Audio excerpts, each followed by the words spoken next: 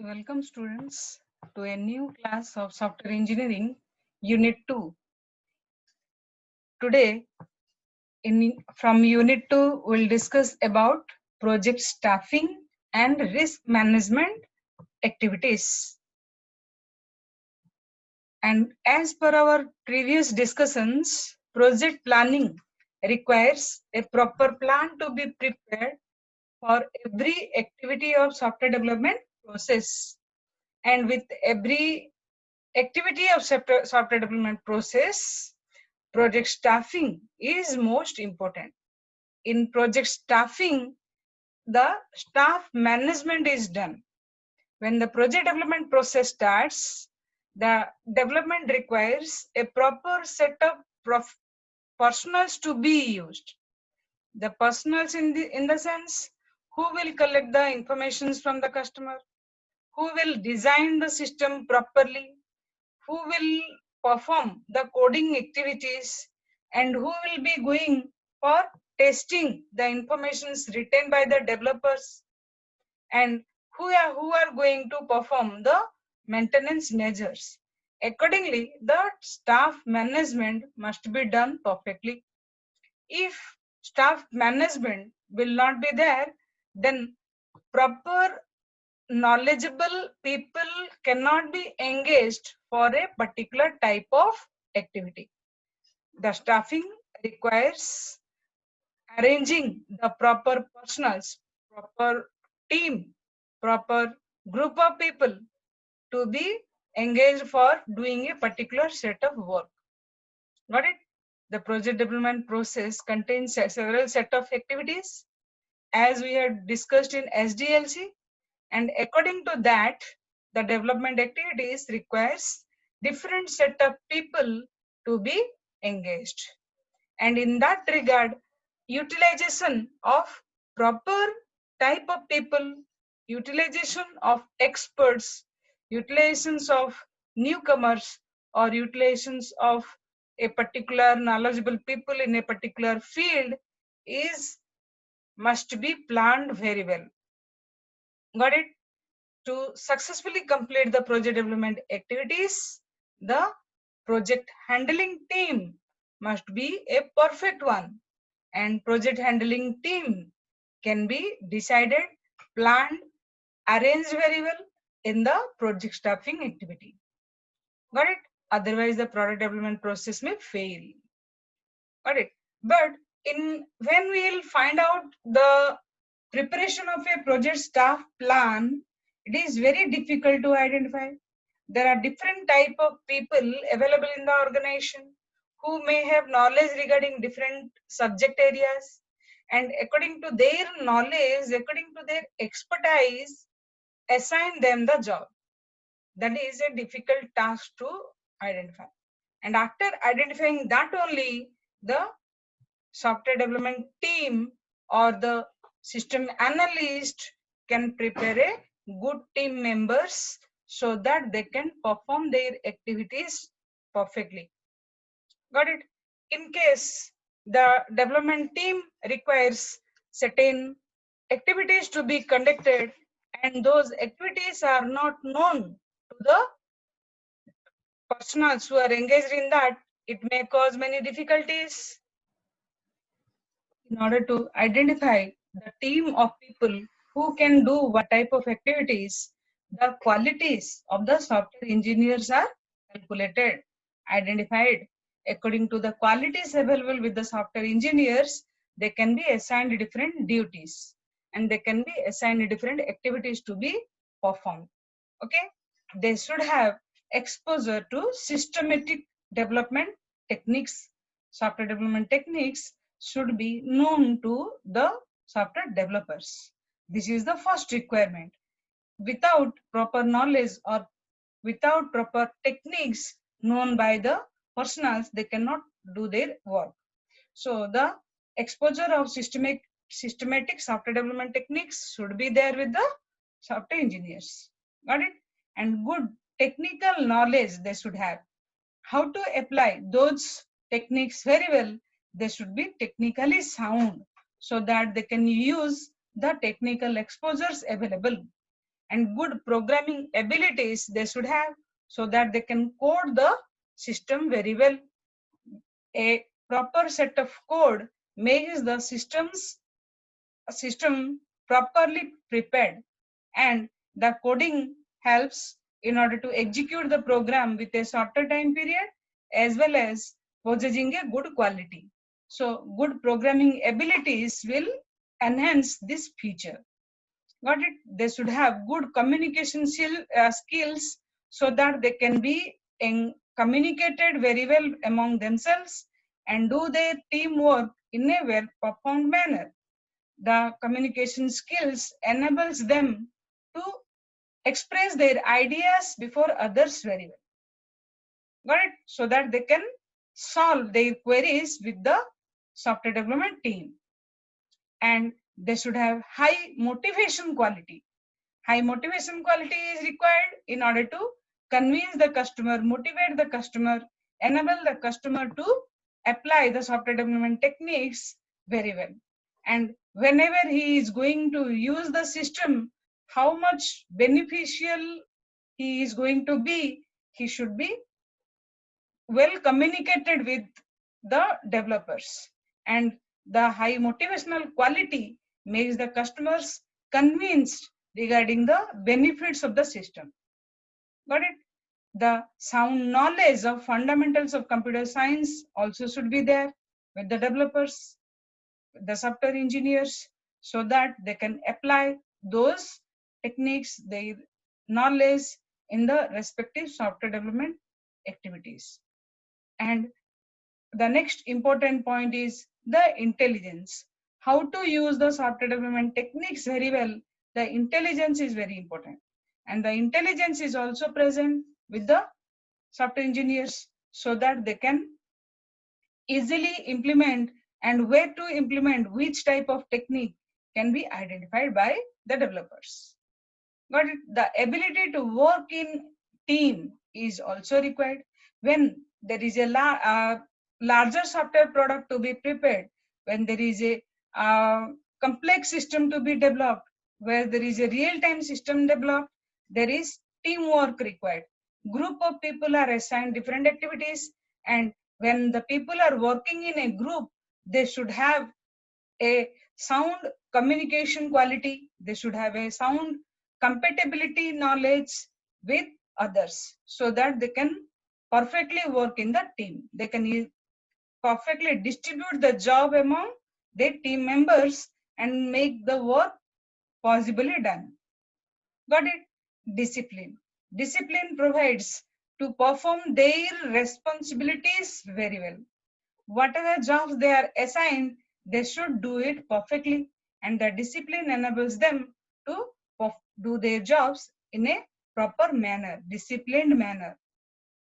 Okay, the importance of uh, project staffing comes when there is a good qualitative software engineers identified.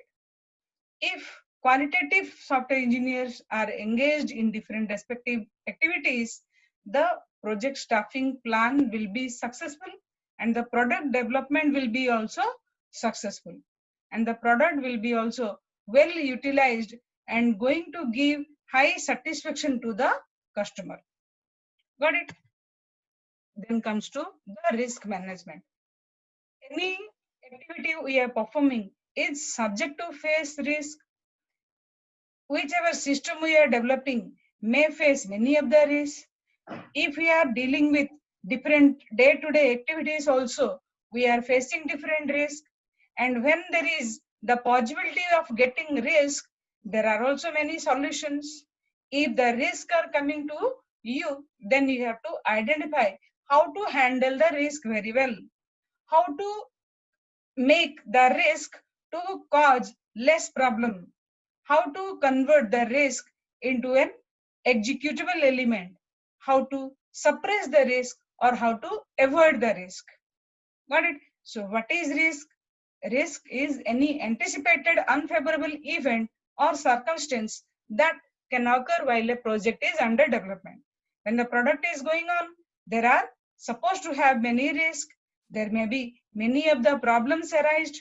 The problems may be arise due to the personals who are engaged in the software development process. It may be arise due to the business circumstances.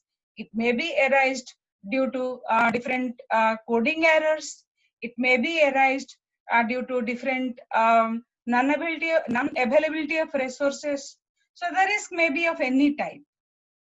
Because of that, we need a risk management strategy to be applied. And the risk management aims at reducing the impact of all kinds of risk that might affect a project.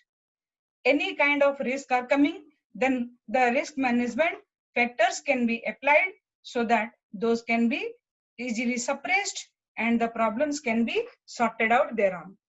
There are many types of risk identification, risk assessment, and risk containment processes.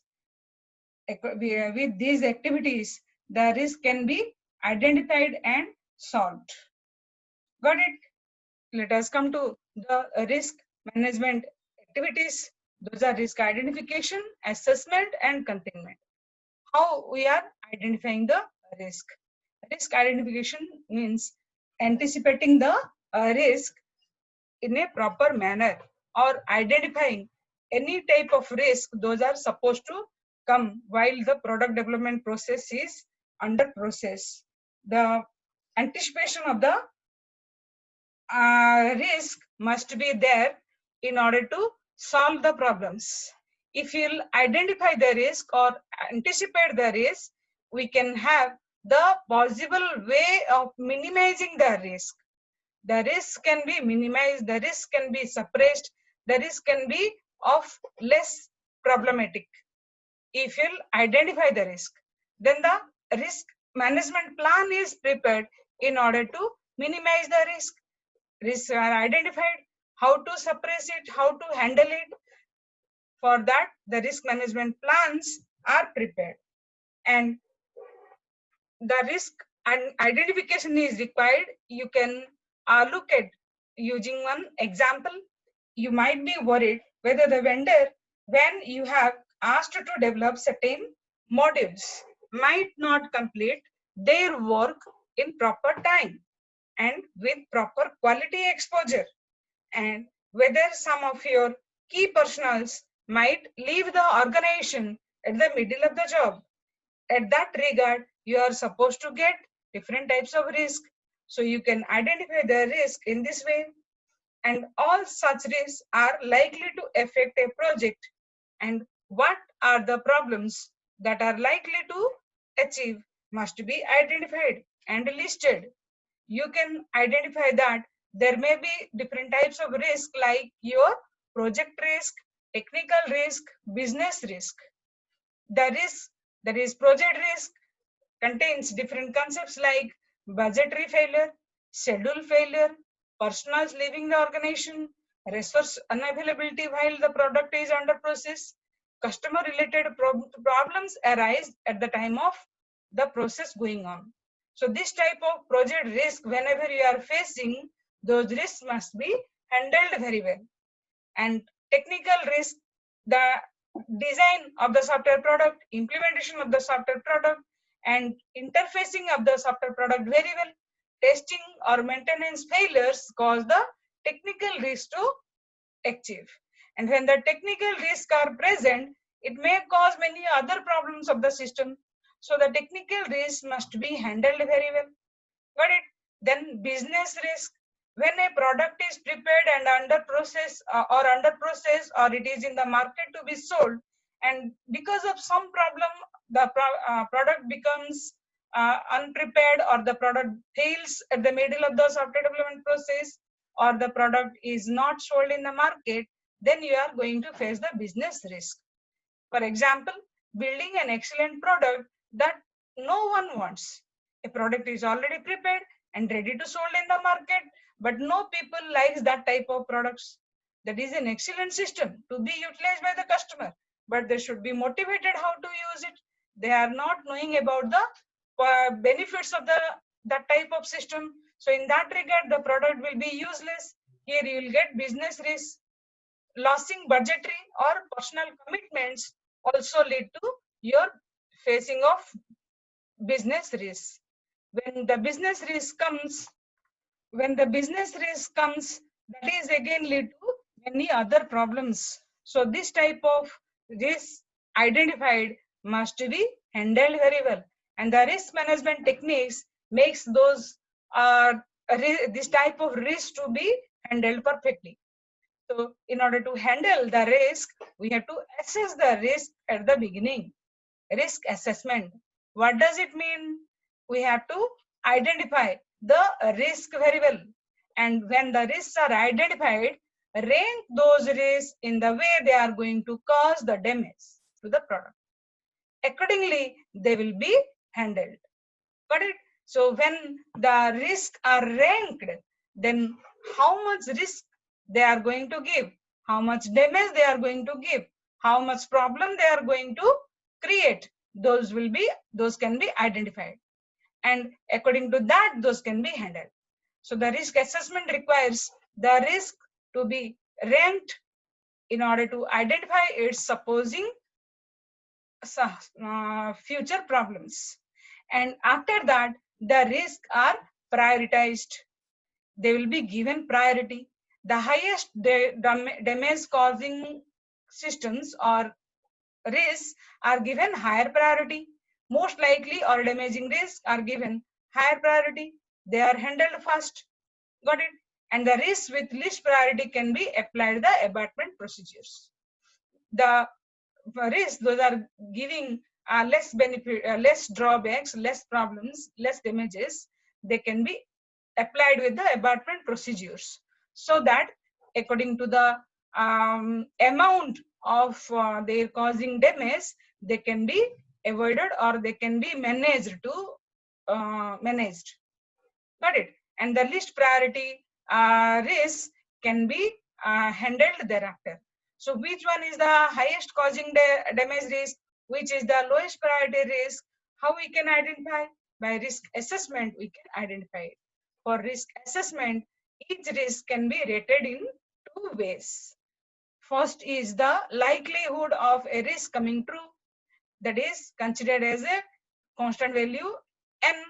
The consequences of the problems associated with the risk, that is defined by S. What are the consequences? What are the results supposed to face from the problem, that is identified as S.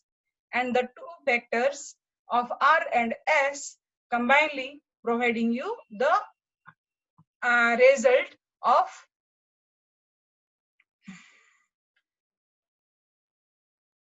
identifying the priority for the product. The priority P is identified by multiplying the risk that is supposed to occur, the risk becoming true, and the S, that is the severity of the risk or the consequences of the risk. Got it? The P is the priority, R is the probability of the risk becoming true, and S is the severity of the damage that is going to be faced by the specific type of risk. Got it? R and S will be multiplied together, then the priority can be identified. How many times R is going to occur? S is going to provide how much damage. Accordingly, the multiplication value of that will make the priority as a highest one or the next one or next one, like that. The priorities can be identified into identified in points, maybe like 1, 2, 3, 4 up to in an increasing order, or there may be it may be identified in decreasing order also. In some of the systems, they are identifying the priorities in decreasing order, and in some of the cases they are identifying the risk in the increasing order. So now the risk is assessed. What is its priority? Which risk must be executed first is identified. Then the next process starts, that is risk containment. In risk containment, the risk is identified, then the risk is prioritized, then the risk containment process is applied. In order to handle the risk, the most damage causing risk, we have to make containment process to be applied on it, or the abatement process we have to apply on it. So when the risks are assessed, priorities are identified. According to that, in that order, the risk will be solved. different risks require different containment procedures to be applied, and the plan for those risks can be made basing upon different strategies. And the type of risks those are supposed to get can be coming in this way. We can avoid the risk in order to suppress the risk. We can transfer the risk to some other factor so that we can handle the risk.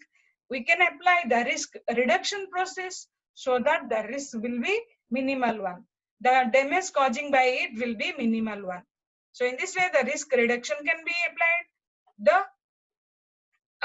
risk avoiding may requires, it can be in several ways, like discussing with the customer to change the requirements to reduce the scope of the work, or giving incentives to the developers to avoid the risk of manpower turnover.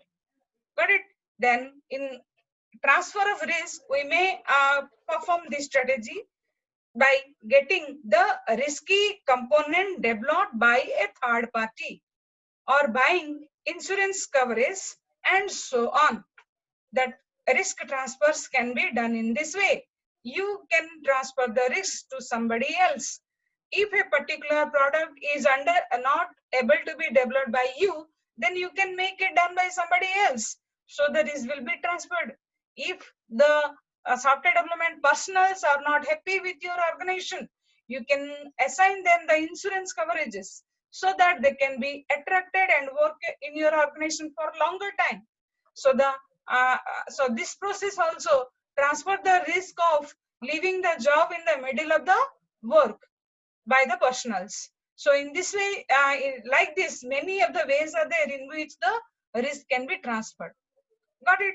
Risk reduction, this involves planning ways to contain the damage due to the risk. What type of damage are coming to it? How to minimize those damages? How to handle those damages? For that, the risk reduction process can be applied. And how to handle different risks identified, which risk handling strategies are to be applied. To identify that, the cost of handling the risk and the corresponding reduction of the risk, we can apply the risk to be handled very well by calculating the risk leverage for the type of risk those are supposed to get. And the risk leverage of different risks can be calculated in this way. The leverage is calculated by identifying the risk exposure before reduction minus risk exposure after reduction divided by cost of reduction. Before the reduction, what is the risk exposure? Minus after reduction, what is the risk exposure, will be differentiated together, and that difference value will be divided by the cost, will provide the risk leverage.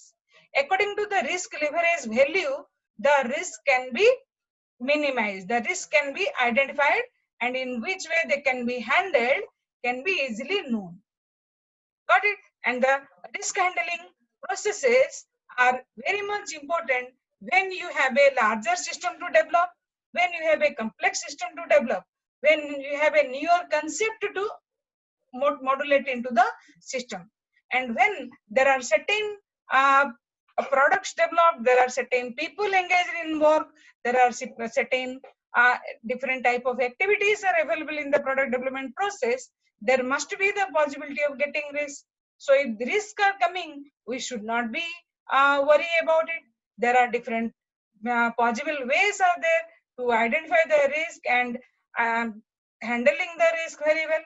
And in this way, your software development process problems or the risks can be sorted out. Got it? When the product is of whatever quality may be, it may supposed to get many of the risks in this regards, as we have discussed now. So according to these areas, the problems identified, the risks identified can be noted down by the developers, and the noted informations can be converted into the solution measures after that. And the solution measures you can identify by using different containment procedures. And the containment procedures will help you to solve the race very well. Got it? So the risk handling is a best way to handle any type of riskier systems.